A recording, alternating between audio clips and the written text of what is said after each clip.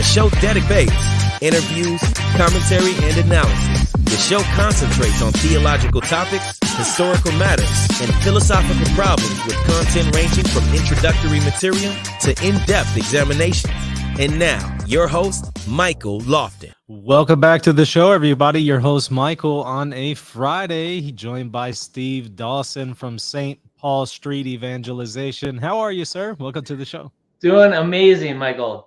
Thank you so much for having me on the show. Love you. Yeah, honored to have you on. Had the opportunity to meet you in person a few weeks ago or so, and that was an honor. And I thought, we should probably do a show together. I've heard really good stuff about your ministry. Maybe introduce us to what St. Paul Street Evangelization is, who you are, how you got started, that kind of stuff.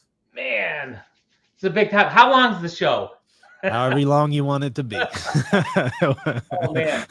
Well, let me just start by saying this. A little bit of my own personal history. Yeah. I was baptized a Catholic. My mother was raised Catholic. She was devout when she was a child, but by the time she met my father, she was fallen away. So my dad was nothing. He was not raised with any religion. He was never baptized. They didn't talk about God. I don't think he was atheist, but he just had no religion in the house. So, my parents, when they got married, they didn't really practice the faith. I don't remember growing up ever speaking about God with my parents or thinking about God in any way. We didn't pray grace before meals. We didn't do any family prayers at all. God was just not on my radar at all. It was just, he was not existent to me.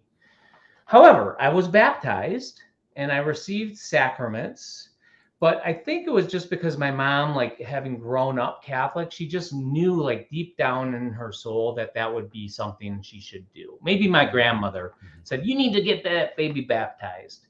But I don't even remember. All I remember about sacramental prep, First Communion, was that there were cute girls in my class. That's all I remember. I don't remember learning about Jesus. Now, they probably taught me about Jesus, but I was just, he was not on my radar. And so I just grew up without God. And by the time I was 13, I was getting into trouble. I remember the first time I got arrested. I was 13 years old, and I thought, Michael, I needed some excitement in my life. I decided that what I should do was take out my father's brand new Thunderbird Super Coupe.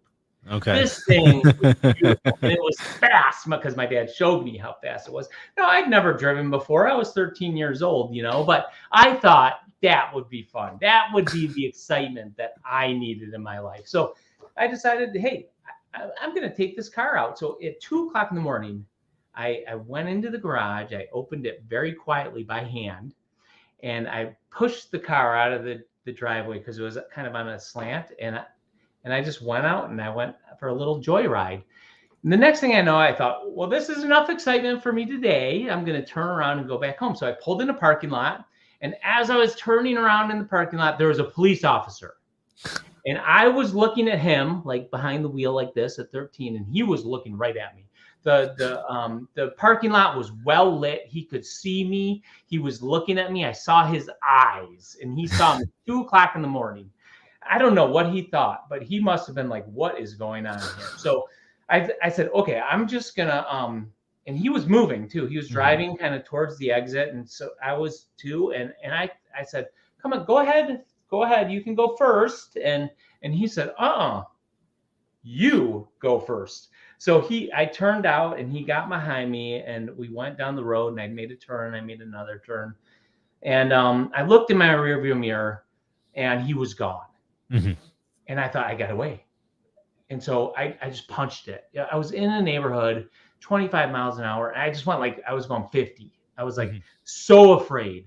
And I came to a stoplight and I stopped and I just sat there. And the next thing I knew, sirens and lights behind me. He just turned off his lights. He was behind me the whole time. And woo! And I thought, well, I need to get out of here. Like, I just need to get out. So we were in a high-speed pursuit, going 130 miles an hour. And I came around a turn. I couldn't stop stop in time. And I just went sideways and I hit a guardrail. And I cut the car in half. And only by the grace of God did I survive. And he was like, it seemed like 5 minutes before he caught up to me. And this whole time, like, I'm trying to start the car back up, and next thing I know, flashlight in the window, and the electronics in the car still worked. I rolled down the window. I looked up at him, and he looked at me with his mouth open, and I just said to him, what seems to be the problem, officer? And he was like not happy. So he lifted me out through the window and threw me on the ground and put me in handcuffs. And he was like, what the heck is wrong with you? And just like swearing at me. And the next thing I know, fire trucks are there, and because I'm leaking fuel all over the place, and I'm in the back seat, and that, so he took me to jail, and they called my parents, and they're like, we got your son here. They're like, no, he's asleep. He's like, no, he's here. My dad was, beat red and said, can we take him home? And they said, no, we think he'd be safer in juvenile tonight. And man, that was wild. It's funny now, but it was really sure. For a lot of kids, that would straighten them out. Mm-hmm. But for me, it didn't. And, by the time that was in middle school, by the time I was in high school, I was smoking marijuana. I was drinking a lot, girls, rock and roll, that whole scene. And, I think I caused my mom to hit her knees, because she was pulling her hair out, just worrying about me. And my parents could not control me. And I was just out of control. I was the kid that parents said, you are not allowed to hang out with Steve Dawson. And to be honest, I wouldn't let my kids hang out with me either. I was bad. I don't know how many times I've been arrested. I mean, it was just, I was out of control. And my mom, she was like, hit her knees, and she eventually came back to the faith. Well, she started like looking into different Christian denominations, but thought to herself, maybe I need to give the Catholic Church one last opportunity. So she called the Vatican. She picked up the phone, called the Vatican, tried to get a priest on the phone who spoke English. Eventually she did. And she said, can you give me one good reason why I should remain a Catholic? Because I'm looking into the Episcopalians and these different. And he yelled at her and said, you're Catholic and you should stay Catholic. And she's like, click. I'm never going back to the Catholic Church again. But she met a Catholic priest named Father John Hardin. He's a servant of God. He's been dead since the year 2000. Very close to Cardinal Burke, and he discipled my mom back into the faith. And but so she came back to the faith. I'm probably responsible for that because I was so bad. She needed God. And so she tried to bring my whole family into the faith. And my father, she was evangelizing my father, myself, my sister. And but I didn't want to have anything to do with it. I just thought she was crazy. Father Hardin was super connected. He knew Mother Angelica, like Cardinal Burke, all the cardinals. Like I had cardinals in my house. Mother Angelica was over at my house. Mother Teresa called my house looking for Father Hardin. I remember my sister called out, Mother Teresa's on the phone. She's like, what? Because Father Hardin was her spiritual director. Oh. And I just thought these people would like Mother Angelica, like Cardinal Zen from, there was a Filipino cardinal who was over my house. And I just thought they were all crazy, wearing these funny outfits. And so I just wanted to have nothing to do with it. And my mom would call these cardinals, like Cardinal Burke. She'd call him crying and say, please pray for my son. And but I was so far from God. I was so far from God. And in my 20s, spiraled just out of control. And, I was looking for God. I just didn't know it. I was trying to find joy and happiness and peace. And I was trying to do this through girls and alcohol and drugs. And it was just leading me to emptiness. And really, I became not suicidal. Like, I wasn't like planning my death, but I was empty. I was ready to die. But my mom, she kept saying, you need God. He can help you. You need the Catholic Church. The church can help you. God can help you. And I didn't want to, like, from all external appearances, I pushed against that. I screamed against that. I didn't want that, but it planted seeds and God's grace was working. And I started watching EWTN and Mother Angelica and Father Karapi, who at the time, his message was powerful. Sure. And I would watch that while drinking whiskey, getting drunk, watching Mother Angelica, knowing that there was something there, but not wanting that. But anyway, one night I had my whiskey, I was getting drunk, and I thought, all right, I'm going to pray a prayer. So I took my whiskey bottle and I went outside my backyard, and the sky was open, the stars were out, and I just got on my knees. I looked up at the sky and I just said, all right, God, I don't know if you're real, if you exist, if you don't, but if you exist, like, I just need help because I don't want to live anymore. So just like do your thing, if you're real, just let me know. And if not, just, then whatever, I'm just probably done, And I didn't get an apparition. Like, Our Lady didn't appear to me. I didn't get infused knowledge like Alphonse Ratisbon did, or anything like that. But I did get a grace, an incredible, powerful grace. God came into my life in a powerful way at that moment. He was always there, but he blasted me with this grace. And the way it really manifested itself is through a desire, an insatiable desire to discover if he was real, if he existed. I couldn't get enough. So I just started studying religions, did God exist? What are the proofs for the existence of God and things like that? And I just was watching more EWTN. But the thing is like, I really didn't want to be Catholic. Like, I'd rather be like Buddhist or something, like I thought Buddhist was cool, I could be Buddhist, but I just, my mom was Catholic. She was really annoying to me at the time. I love her, but she was really annoying about the whole faith, and I just didn't really want that to be true. Like, I'd have to give up my girls. I thought I could keep the girls if I was a Buddhist, but I knew that if I was Catholic, I had to give. Like, I had to, just repent, but I, long story short, because I could talk all day long, obviously, you can probably tell. Long story short, God moved me step to step, first to come to believe, first to reach out to him, then to come to believe that he existed. And there was one God, and eventually came to believe that Jesus was the Son of God, that he died for my sins, that he founded a church. It was a journey, but God brought me step by step along that way.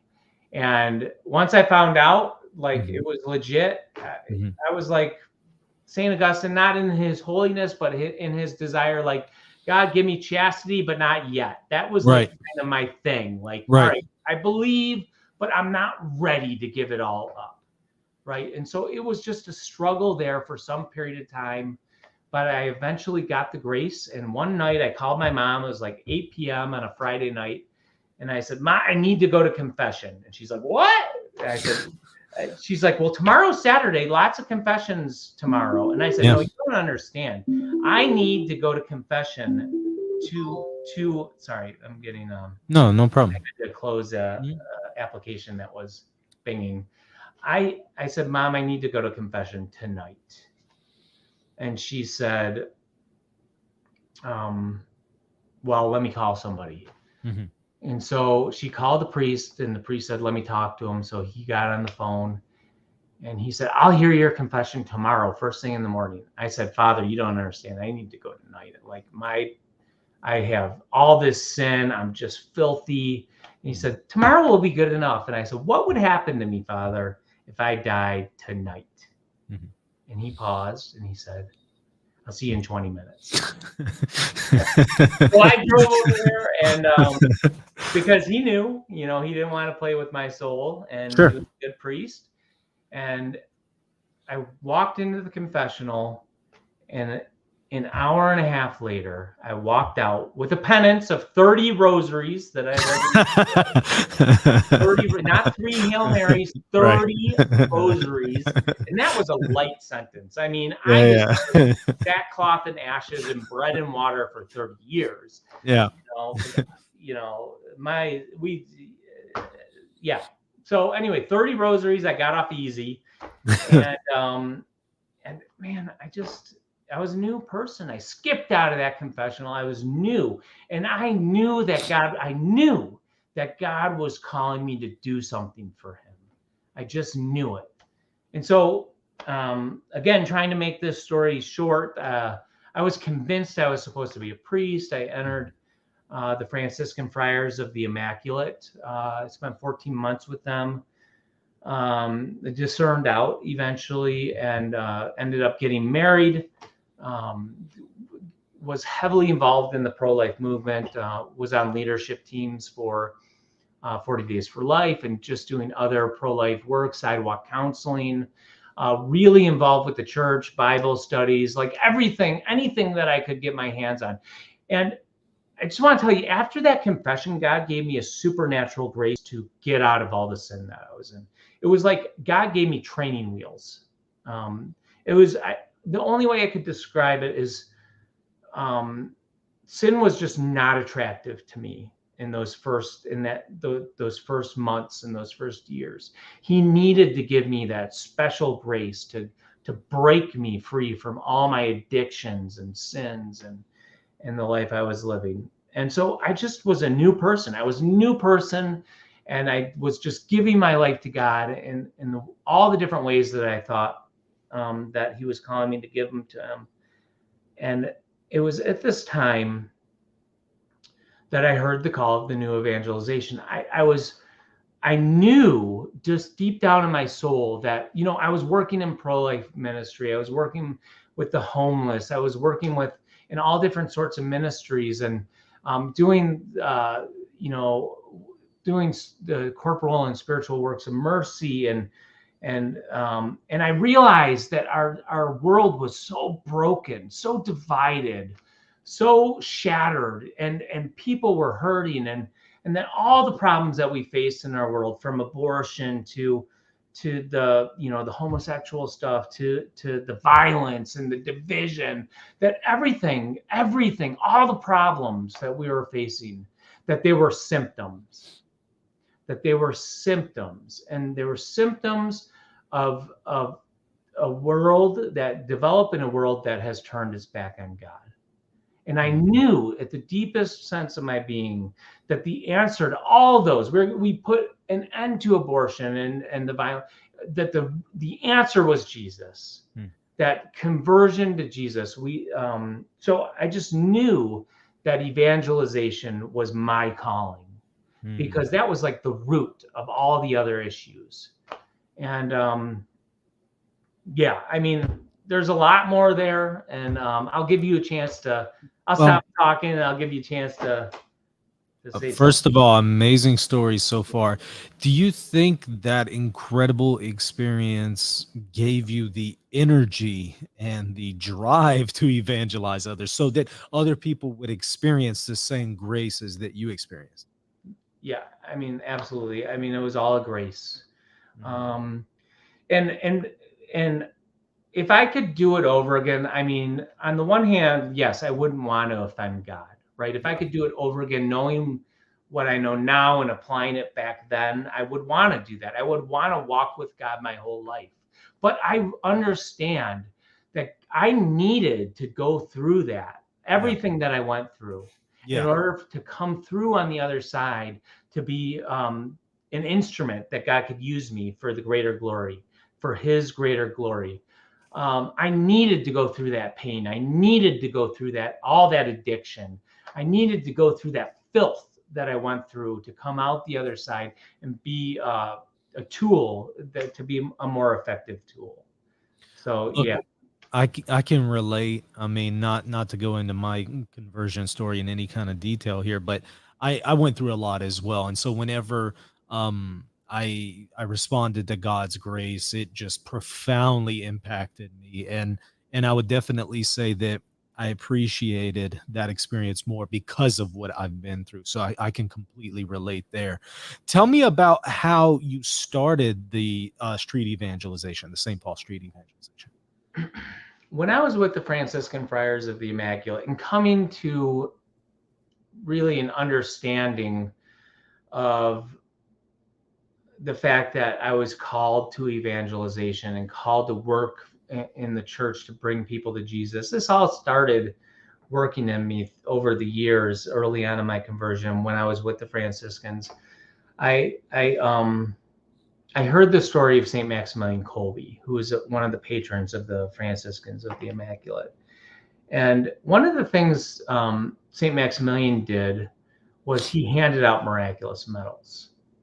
And I knew I was called to evangelize, but I really didn't want to I knew I was called to evangelize, but I had no idea how to go about doing it. I was like, how do I evangelize? I knew, I was trying to evangelize my family, my friends, people that God had brought into my lives, but I knew that God was calling me to do more, to reach out to the world around me. But I just felt like, what am I supposed to do? Am I supposed to walk into the grocery store and ask somebody to hand me a box of Cheerios and say, by the way, can I tell you about Jesus? I knew God was calling me, but that was it was uncomfortable. The thought of direct public evangelization with random people was scary to me. But St. Maximilian would give out miraculous medals. And he called the miraculous medal Our Lady's Silver Bullet. And he thought if he could give somebody a miraculous medal and they would accept the miraculous medal, that God could use that as a channel of grace to bring about conversion and repentance in a person's life. And I thought, I can do that. So I started handing out miraculous medals while I was with the Franciscans of the Immaculate. And then afterwards, I would just give out miraculous medals to random people that I encountered. And I remember, I have hundreds of stories of how this little apostolate of mine developed. But just one of my favorite was some friends and I we were at a restaurant, and the waitress, young 22-year-old waitress, very happy, exciting waitress. She was came up to our table and she's like, "Hey, how you guys doing?" And we just hit it off with the waitress at the table, and I offered her a miraculous medal. And she looked at it and she said, "Oh, is this Catholic?" And I said, "Yes, it is. Are you Catholic?" And she said, "No, I'm not, but my boyfriend's Catholic." And I said, "Well, have you ever considered becoming Catholic yourself?" And she said, "I have, but I don't agree with all the teachings of the Catholic Church." And I said, "Well, like what?" And this is all happening in a very short period of time. She's got other tables, but we're just, boom, boom, boom, going through this. And she says, "Well, and she lowered her voice and looked around and she said, "Well, like abortion." I believe that that in a lot of situations it's wrong. You shouldn't do it, but God understands, and there's some situations where it's totally morally acceptable, etc. And I simply, all I said was, the Catholic Church teaches is found in any science book, that at the moment of conception you have a new human life. Mm-hmm. This is a scientific fact. And the church teaches that it's not up to us to decide who lives or who dies. That's God's territory. We're called to love life, you know. And so it was not a long conversation. It was not an argument. It was just boom, you Mhm. know. And she said, "Thank you." We went about our meal. It was pleasant, but I had never met her before. I thought I was never going to meet her again, but I did. That about 3 months later, I went back to the restaurant with some other friends, and she recognized me from across the room, and she ran up to me and Mhm. she said, "Sit down, sit down." So we both sat down in the booth right there, and she looked at me and she said, "That day that you gave me that miraculous medal," and she took it, she still had the medal. She said, "That day I had just found out I was pregnant. Oh, wow. I was going to have an abortion, Wow. but I knew that God put you into my life at that very exact moment as a sign for me to keep my baby." Wow. And she opened up her jacket because I think she was leaving, Yeah. and she was clearly pregnant. Mhm. And I looked at her and I said, "Praise God." And then I said, "We're gonna get that baby baptized, right? You know, the next step." And we just rejoiced together. Yeah. And it was experiences like that. That was just one of many, many experiences where Yeah. I realized that God could use us, use anybody with people that we had never met before, with just 2 minute, short, simple, random conversations, that God could use those conversations to bring about change in a person's life, to be a channel of grace into a person's life, to save a life, to bring about conversion. And it was experiences like that where I just knew that God wanted me to do more. Yeah, that story alone, and like you said, you have many more, but that story alone is worth an entire life of ministry. Amen. Just that alone. I mean, I Um, have hundreds of stories like that, you know, yeah. and and using the miraculous medal is so simple because we have the holy cards that tell the stories, and it's just like, "Hey, I felt inspired to offer you this free gift. Would you like it?" Mhm. 90+% of the time, a person will accept it. You can give either a quick explanation of what the medal is, or a holy card that explains it. And I went from, at first I purchased 1,000 miraculous medals, Mm. and today we're distributing over 1.5 million miraculous medals per year through our ministry. We get them from our manufacturer in Italy. They come on boats in big pallets, multi-ton pallets of hundreds of thousands miraculous medals at a time, and we just distribute them. We for close to cost our prices, and we're just using that as just one of many tools to reach individuals in many different ways. So, and I So can tell stories all day long. these are fascinating, but I want to know, for those of us who are watching, is that what you would recommend that we do? I mean, because we also want to reach people. Do you recommend that we just, yeah, instead of starting an awkward conversation, that we just instead give them something like that and just kind of see if it sparks something? Yeah, I mean, I recommend that to everybody. I think that is something that every Catholic can do. It's something that a saint did, and we can follow the example of the saints with confidence. Saint Maximilian and also Mother Teresa. She gave out, her and her sisters, that was one of their ministries, to give out miraculous medals. And it's easy, and even if you're scared, you can do it. I mean, the first time I gave out a miraculous medal, I was like, "Hi, can I give you this miraculous medal? Here you go. Thanks. Have a good day." And I ran away. It was kind of like I didn't know what I was doing. And they're just like, but you never know. Like that waitress, like I just happened to run back into her, but think about like how many people received a miraculous medal. Even that very first one, I could have gone away. That I ran away after I gave it, and it was in their hand, and they looked and they're like, "What is this?" And they Googled the "Oh Mary conceived without sin," on the internet, and it comes up to the story of the miraculous medal, and that starts a journey. We've heard things like that. I did quick story, just because I know we'll never get back to this story. But we give out miraculous medals and rosaries and things like that doing street evangelization. One of our teams was in Phoenix. They were at a farmer's market giving out rosaries. And there was a couple there with their adopted daughter. She was adopted from Africa. She was, I don't know, 3 years old or something like that. And so our team was out there just giving out rosaries, talking to people. And the little girl walked up to the table and she started handling the rosary. So the team said, hey, would you like this rosary? And the parents were Protestant Christians, but not very practicing, let's say. And they didn't have any problem accepting a rosary for their daughter. And she was fascinated by this thing. And that got them thinking. So they took the rosary, they left our team. They didn't have any communication with the team whatsoever, the evangelization team. And but what happened without anybody knowing it is the family, the parents got to thinking, I wonder if this little girl of ours is Catholic, because she seems to be very interested in this rosary. And the region of Africa that she came from is known to be a Catholic region.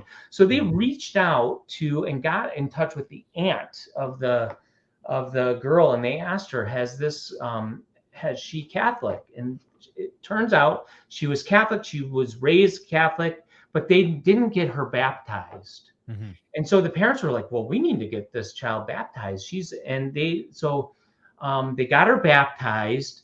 And eventually, a couple years later, they were looking to put her in a school. They didn't want to put her into just a regular public school. She was getting made fun of. There was some sort of racism going on. And they thought, well, maybe, we should put her into a Christian school.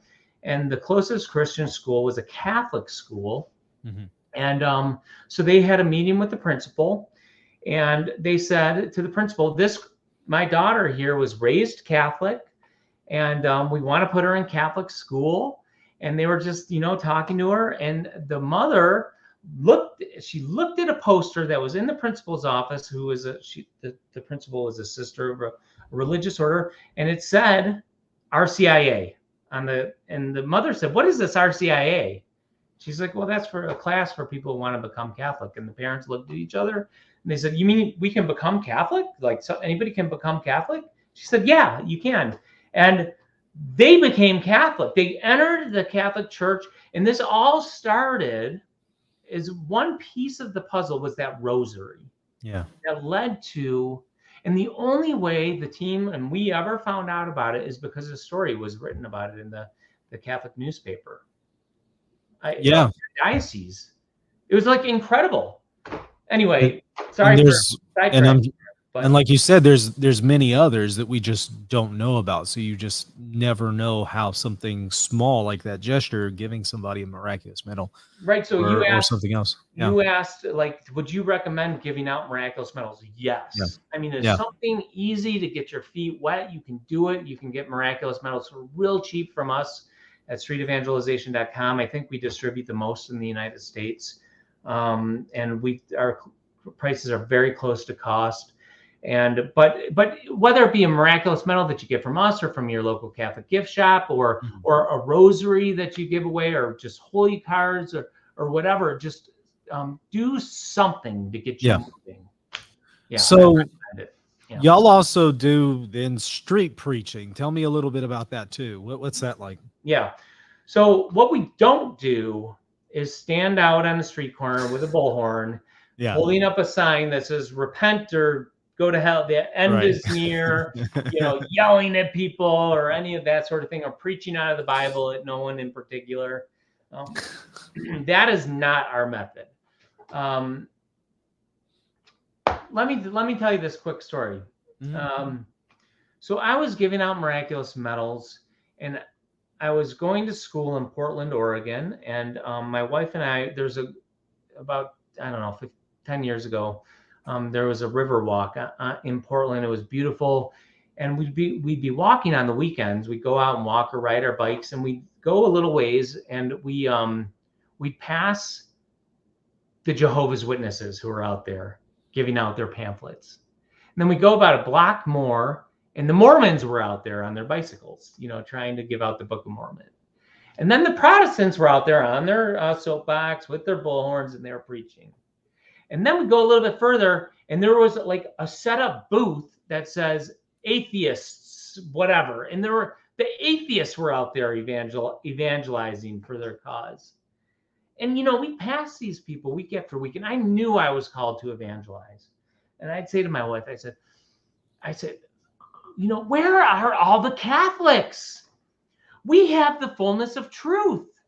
I mean, the Catholics are the original street evangelists. Well, when I would read the Bible, I mean, even in the Old Testament, you had the prophets like Jonah going through Nineveh, preaching repentance.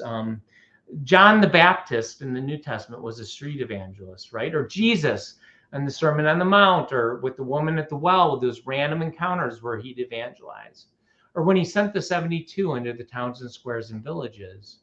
Or look at the early church in Acts of the Apostles. You have Paul in the Areopagus, or Paul down by the riverside, or Peter and John in Acts chapter 3, or, at Pentecost, Peter preaching to the crowds, or Peter and John, healing the beggar, and then going into the synagogue and proclaiming Jesus, that got them arrested. And then so throughout Acts of the Apostles, it says in one place, it says the apostles, the disciples went house to house proclaiming the Lord Jesus, right? We're doing door-to-door evangelization, street evangelization. And then when I was learning about the lives of the saints, I mean, it was just like all the great missionary saints were preaching in the public square. If you look at St. Francis Xavier, one of his methods, he would go into the town squares and you would ring a bell to gather a crowd, right? And then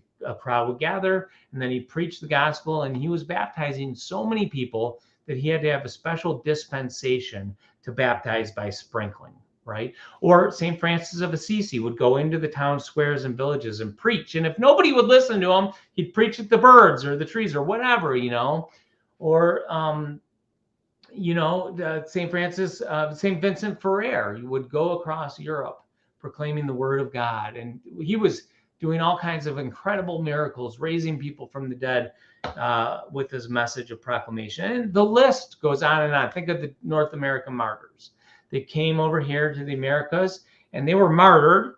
What they did not do was just build a church and start running Alpha. Mm-hmm. Now I'm not saying that Alpha is bad. I'm not saying that. But what they did instead was they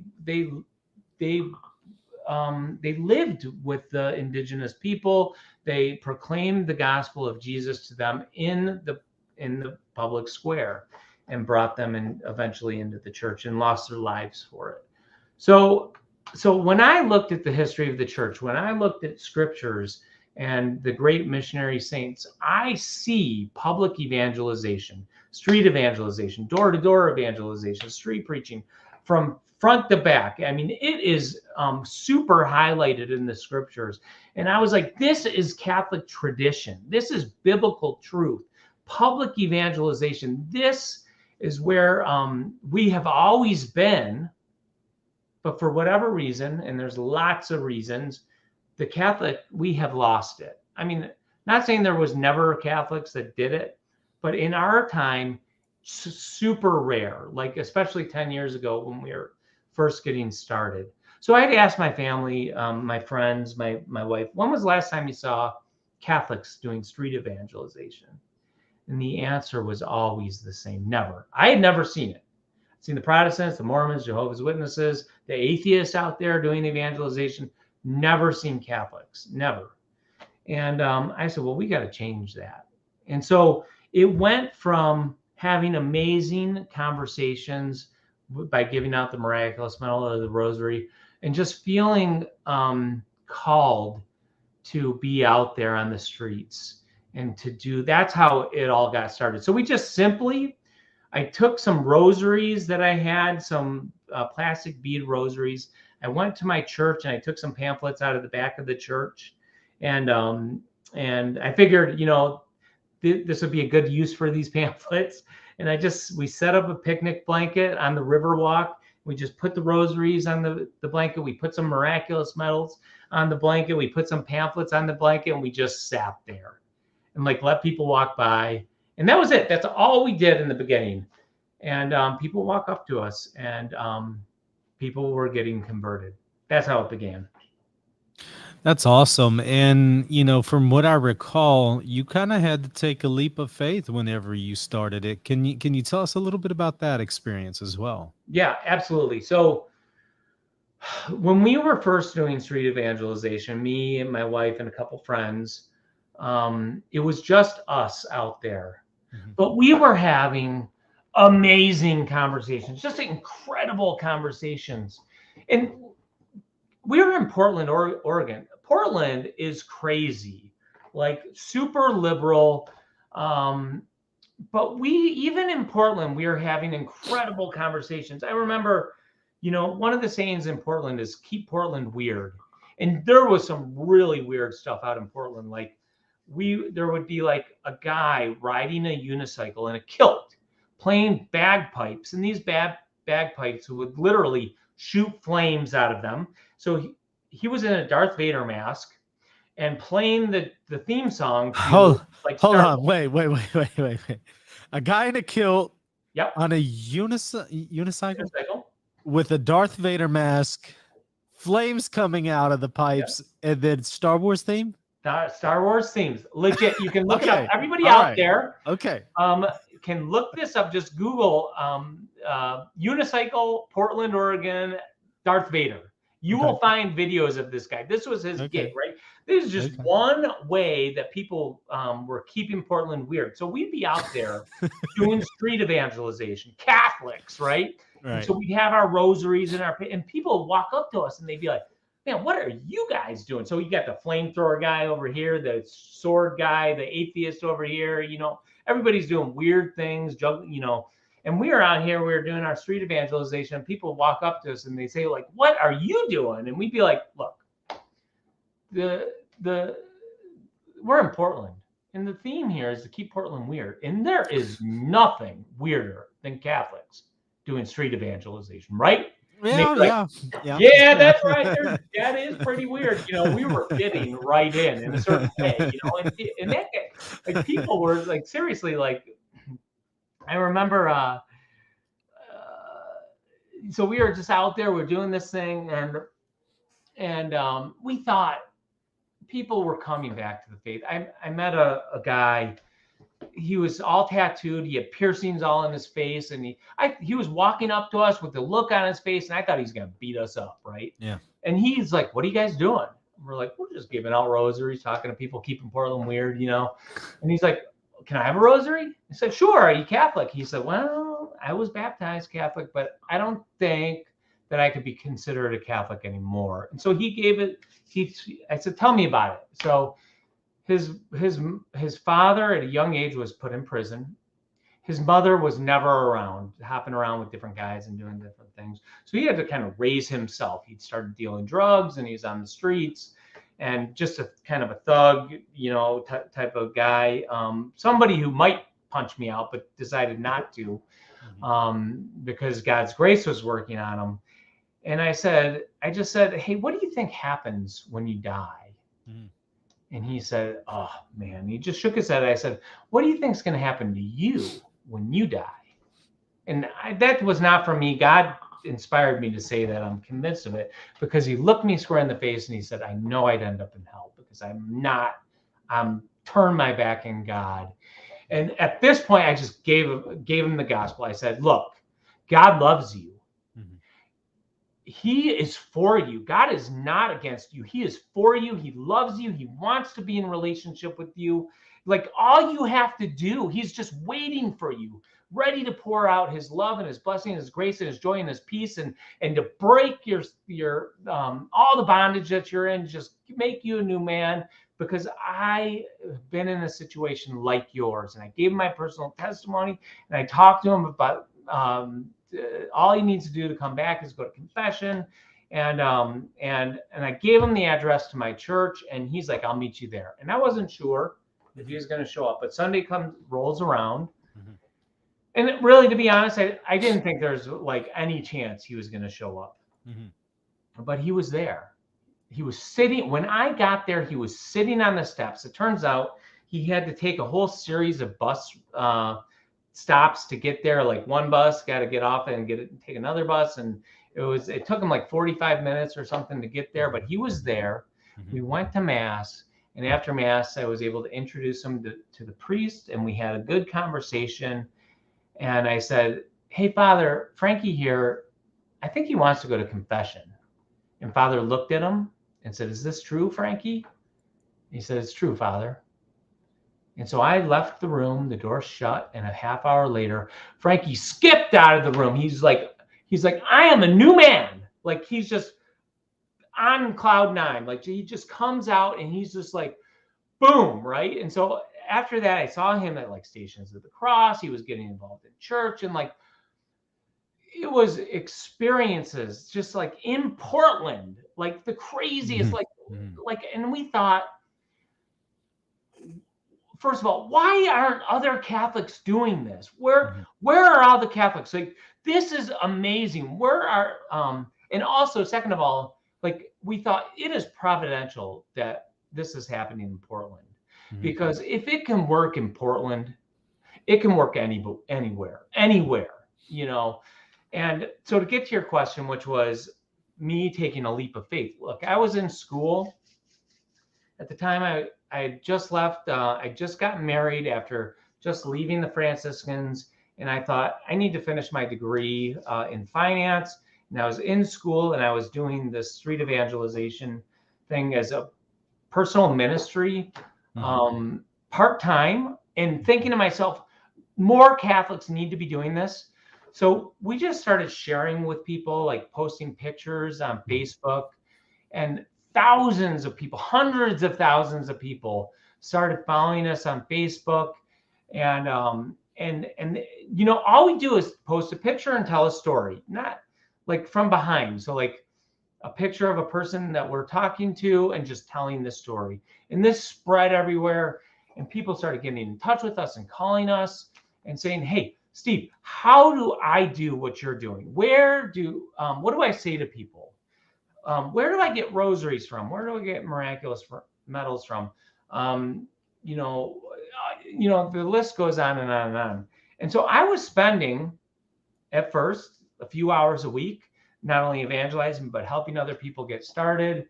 But within a very short period of time, I was like working full time, helping people get started within 6 months.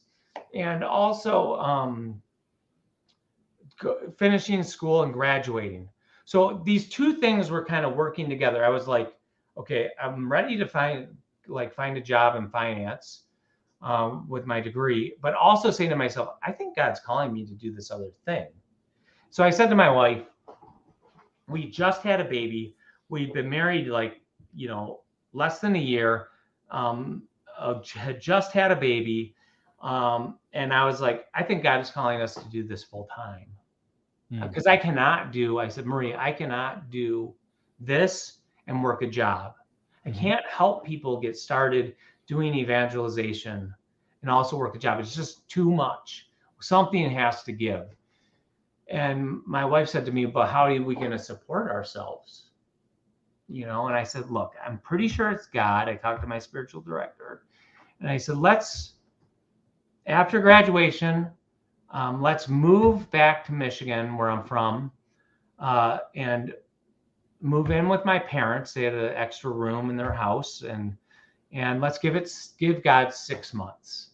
I said, Lord, if you want this, I'm willing to give it a shot, but you're going to have to make it work. So I said, look, if after 6 months, you know, God doesn't really make it clear, I'm not able to support ourselves or our family, you know, I'll just kind of do this on the side, but only spend a certain amount of hours doing it and get another job. So we did, and it was tough because, you know, me and my mom, we kind of butt heads a little bit, and, you know, we had a new baby, and we're living back with my parents, and I'm, you know, I don't know, 30 years old, you know, and it was tough, but, you know, donations started coming in. And then I just remember an archbishop gave me a donation of $10,000, and as anonymously. So I can't say who it was. Mm-hmm. But he, what happened was somebody gave him a donation, $10,000, and he said, "Give this to the ministry of your choice."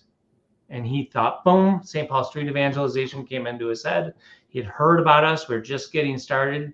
He gave us the money, and it was at that time when I said to my board of directors, I think I can start making minimum wage. Mm-hmm. So I was doing it all volunteer for many months, and then boom, I could get paid, minimum wage. And then within months, my wife and I were able to move out, and the ministry started growing, and just one thing after another, we started this. So anyway, it just blew up. But it was nothing that I did. It was just like you said, a leap of faith, like a thought that God was calling me to do this with no understanding really of how it was going to work, and just say, hey, if God wants it, he'll make it work. We're just going to do our thing. So here we are today. Here's something I'm seeing from Kevin in the chat. Would your guest be willing to talk about his one good reason method and how it came to be? Amen. Hey, Kevin. Love you, brother. So I think one good reason was divine inspiration. It was like, so we're out on the streets, and Michael, that one of the most powerful tools in the evangelist toolkit is their personal testimony. Yeah. Right? Because there's something about personal testimony. Like when I was talking to Frankie, I gave him my testimony. He related to me his own situation, and I was able to like connect with him and put myself or show him through my own testimony that I was in a similar position as him, very far from God, and to be able to walk him through with my own personal testimony and give him hope and give him reasons to consider to turn back to God. So one of the greatest tools is personal testimony. But one of the things I realized is in personal testimony, there's another thing here. Sorry, this is going to seem like off topic, but it's not. The other thing is, as Catholics in doing evangelization, especially street evangelization, you'd meet someone and they'd be like, yeah, I'm an atheist, or I'm like a Buddhist or something. And like my inclination as somebody who loved apologetics, still loves apologetics, and is to like take the entire Bible and the catechism and shove it down somebody's throat in like 5-minute conversation and give them everything that they need and try to like bring them from atheism into the heart of the Catholic Church. And, with all this, it's like I'm hitting them with the evangelist fire hose, I'm just trying to do too much, right? And man, I made a lot of mistakes doing that. But as I became like more experienced in evangelization and more confident in God's grace, I realized, like Paul says, like, I plant the seed, Apollos waters, God makes it grow. So being okay with just walking one step with a person, like being okay to let God do his part and me do my part. So one of the things that I realize is just one of the things that we can do as evangelists is just finding out where a person is at and taking one step with them. So if somebody's an atheist, I'm going to try to get them talking and try to connect with them. And then I'll say, when it's my turn to talk, I'll just say, hey, can I give you one good reason, not 1,000 good reasons, but one good reason why I choose to believe in God. Okay, I'm not saying, can I tell you why you need to believe in God? Okay, no, this is my own testimony. You can't argue with what I'm about to say. This is my reason to believe in God. It's speaking directly into where they're at. They don't believe in God. I'm going to tell them why I choose to believe in God. And then you give them a reason, right? So, okay, my one good reason is I like to talk about miracles sometimes. It's just, can I tell you about this miracle or something? Or if I'm talking to a non-Christian believer in God, okay, can I give you one good reason why I choose to believe in Jesus? Okay, one reason why I believe in Jesus. Or if I'm talking to a lukewarm Christian, I might say, hey, can I tell you why I choose to take my faith in Jesus seriously. I make him a priority in my life. And I give him like one good reason, like a couple minutes, you know. If they're Christian, fervent Christian, not Catholic, hey, can I tell you why I choose to be Catholic?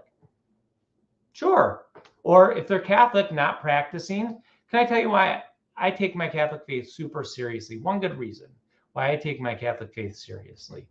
If they're Catholic and they're going to Mass, I'll say, hey, when was the last time you've been to confession? Oh, it's been like 6 years. Lots of times, lots of people like that. Can I give you one good reason why I go to confession regularly? Sure. So I give it to them. And lots of people will say, wow, never thought about that. I'm going to go to confession. Shake on it, okay? If they're Catholic, they're getting to Mass, they're going to confession. Hey, are you consecrated to Our Lady? What's your prayer life like? Have you heard of Lectio Divina? Do you pray the Rosary? Okay, there's a whole list. What's the next step? Yes, I'm consecrated to Our Lady. I pray Lectio Divina.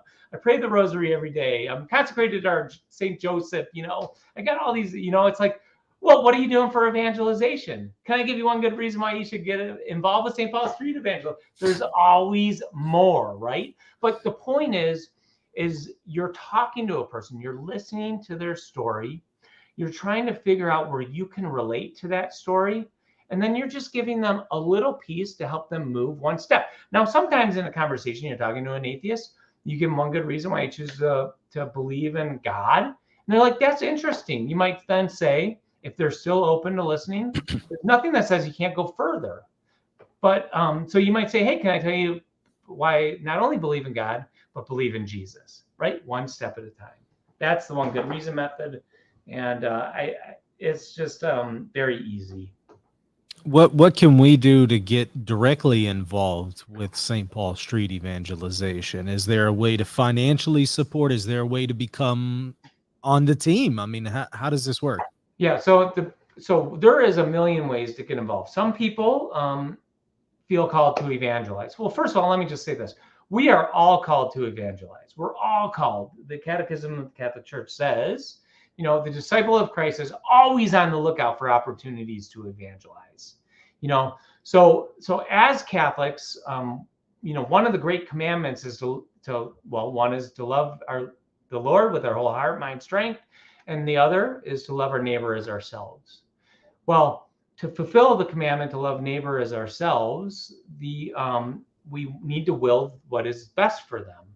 And so we will what is best for them by helping them with their temporal needs, like the corporal works of mercy, also but through their spiritual needs, like the spiritual works of mercy. But among everything, the very best thing a person can have is God, to know God, to live for God, to live in union with God, to allow God to work in their lives, to heal their afflictions, if not right away, then at least eventually, to break their addictions, to break through into their lives and to give them joy and peace and etc. God is the highest good. God is the highest good for any individual person. Therefore, the most perfect way to fulfill the commandment of loving our neighbor as ourselves is to bring them into relationship with God, or work with them into relationship with God. And this is the universal call to holiness, and also the universal call to evangelization. So we're all called, all of us, all Catholics are called to evangelize, and we need to find our peace. So one of the things, not everybody's called to street evangelization, even though I think that more people are called to it than we realize. But we're all called to evangelize. So one of the things that St. Paul Street Evangelization is we realize that not only do street evangelists need training, but also the training that we give to street evangelists also is a lot of the tools that we're teaching people can help everyday Catholics to evangelize. So we have a school of evangelization. We do online trainings. We do conferences throughout the country in dioceses. We have online courses, Zoom conferences, all sorts of different things. So sorry, I'm losing my voice. This is the second interview I gave No, you're today, good. so I'm sorry. I can't tell at all. It sounds fun. Yeah.